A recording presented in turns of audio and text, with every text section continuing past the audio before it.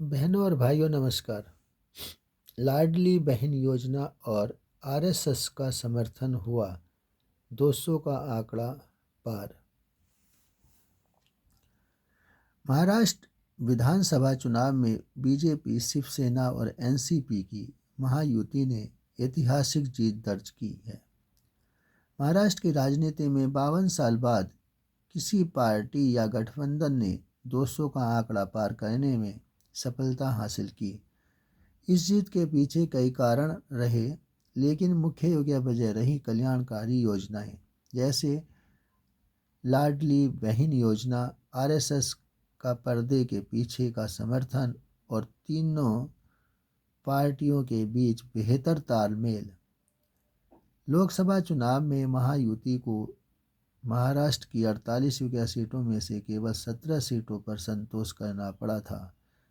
मत प्रतिशत में महाविकास अघाड़ी और महायुति के बीच सिर्फ आधे प्रतिशत का अंतर था, लेकिन सीटों के मामले में महायुति पिछड़ गई थी।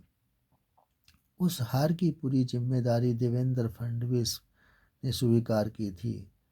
इसके बाद तीनों योग्य पार्टियों के नेताओं ने आत्मचिंतन किया और विधानसभा चुनाव के लिए रणनीति बनाई।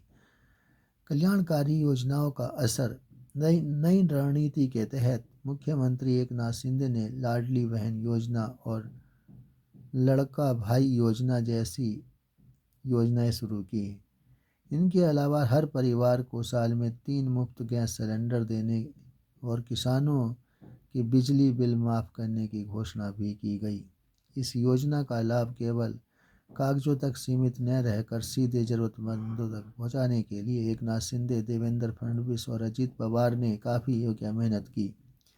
संविधान बदलने की अफवाह और उनका योग्य जवाब। लोकसभा चुनाव में महाविकास अघाड़ी ने यह प्रचार किया था कि बीजेपी संविधान बदलने के लिए 400 से ज़्यादा सीटें चाहती है। इसका प्रचार का महायुति पर नकारात्मक असर पड़ा और मुस्लिम, दलित वोट महाविकास अघाड़ी के पक्ष में चले गए।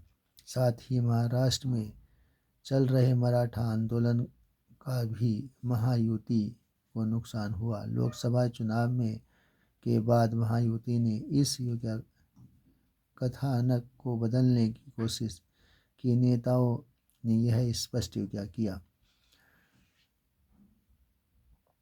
किया कि संविधान किसी भी हालत में नहीं बदला जा सकता। आरएसएस का योगदान। आरएसएस ने महायुति की जीत में अहम भूमिका निभाई। संघ के सह कार्यवाहक अतुल मिल को महाराष्ट्र में महायुति की मदद का जिम्मा सौंपा गया।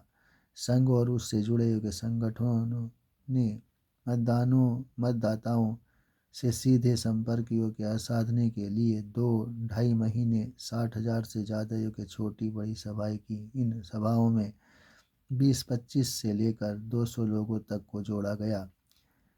इससे महायुति को अपनी बात पहुंचाने का बड़ा फायदा हुआ।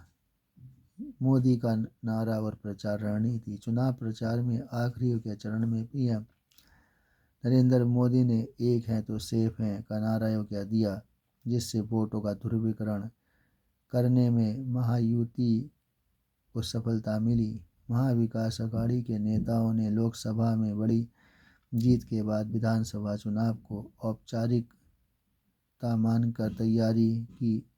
इसका उनसे नुकसान उठाना पड़ा। आपको यह वीडियो कैसा लगा? लाइक और सब्सक्राइब करें। धन्यवाद।